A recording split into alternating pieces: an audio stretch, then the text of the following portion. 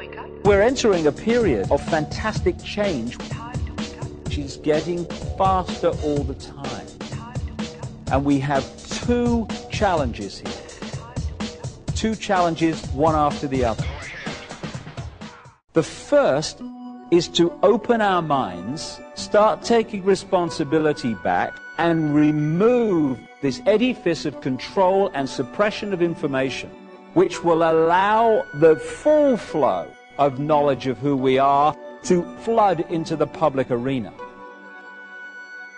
Once people start to realize who they really are and the nature of life, then we can go into stage two, which is the incredible consciousness shift that is going to happen and is happening for many people already, but can happen for everybody if we open up to the knowledge of what's going on. And to do that, the edifice of suppression has to go.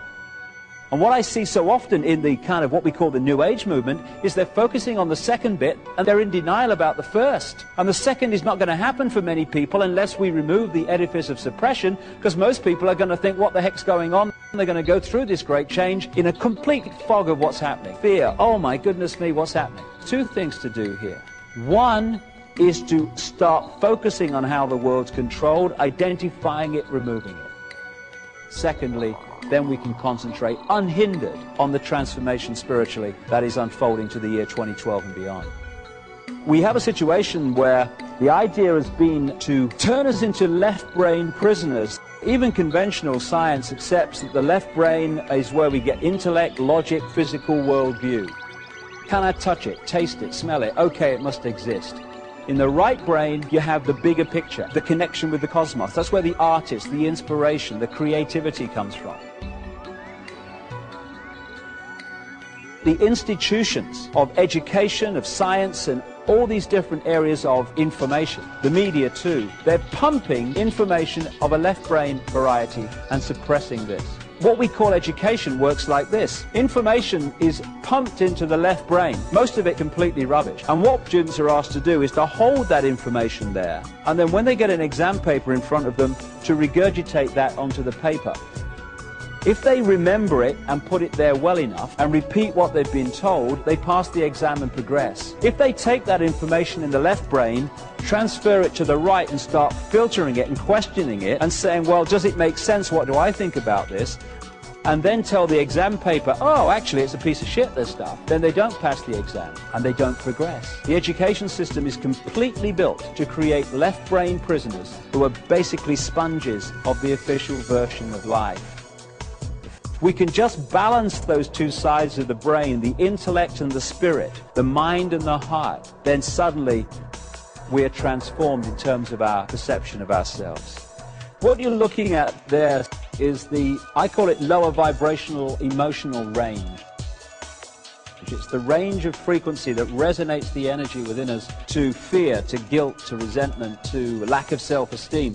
And the more that we are manipulated to feel those things, and the more we manipulate each other to feel those things, the more what I call that cesspit vibration of low vibrational emotion gets more and more full and more difficult to get through, and therefore out to the multidimensional state that we can get into as we reconnect with the ocean, with the cosmos. This is why when people start on this spiritual journey, the reason that they start to realize when they start to walk the journey that all hell breaks loose in their life, that structures break down in their life and they think, crikey, if this is spiritual. I remember me, when I started on this route, my life broke down in so many ways. I thought, if this is spirituality, you can stuff it. I don't want to know. Why does this happen to people? Because when you put out your intent, this is what I want to achieve, that intent energy will always draw towards us what we need to achieve that intent.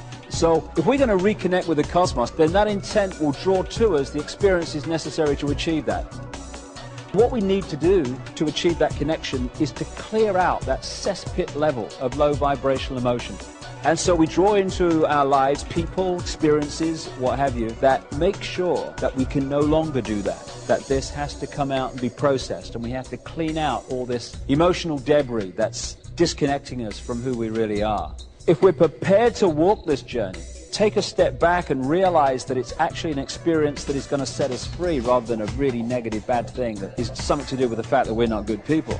Must have been something terrible in a previous life. I hear that all the time. These challenges are to help set us free by cleaning this out. It's important we understand that. And I find that there are so many people in what's called the New Age who are still operating on a fraction of who they are because they're not prepared to do what is necessary and take the challenges. And we all have this stuff within us to remove and process. When you do, that's when you can start talking about freedom. People talk about a soul. For me, what we call soul, the highest expression of ourselves, is pure love. I don't care who you are, what your background is, what you've done. I don't care if you're Henry Kissinger or George Bush or David Rockefeller or the Queen of England or any of these guys that have been manipulating the world and still are. At that level of yourself, you're pure love. Everyone is. But we can become disconnected from that level and manifest in that disconnection anything but pure love. But that's what we all are, all of us.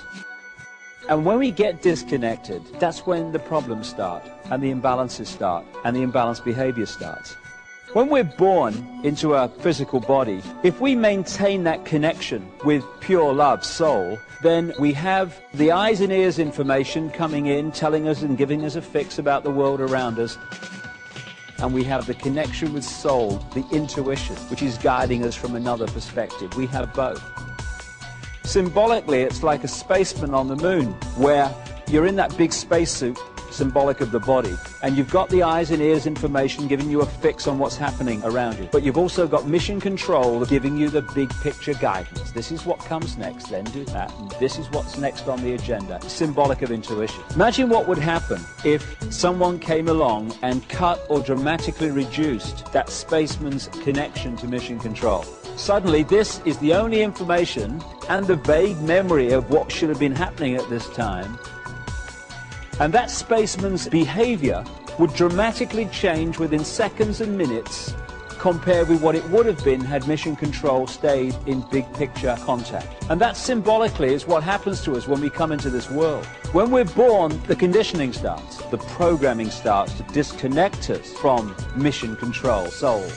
So the eggshells start. We start to be conditioned to see ourselves as either just a physical body or subjected to some god and what have you. The programming gets started from the moment we become conscious.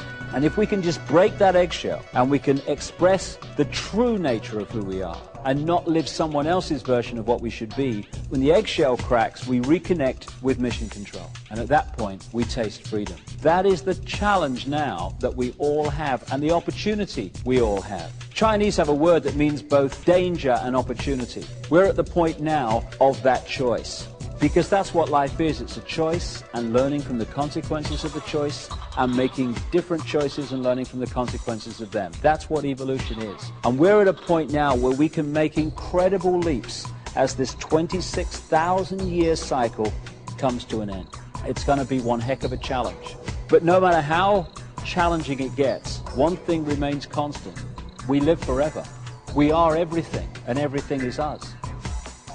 Whatever we're experiencing in this moment, it's just an experience. We live forever. We are genius. We've forgotten we're genius. And that's why a few people run the world. We can think hate, we can think love. We can create a world dominated by hate and fear, or we can create a world dominated by love, compassion. And we all have the opportunity to do that. When we heal ourselves, we heal the world. When we change ourselves, we change the world. When we love ourselves, we love the world. And when we love the world, it manifests in a very different form to the one I've been talking about over these thousands of years of manipulation. Freedom is upon us. Time to grasp it.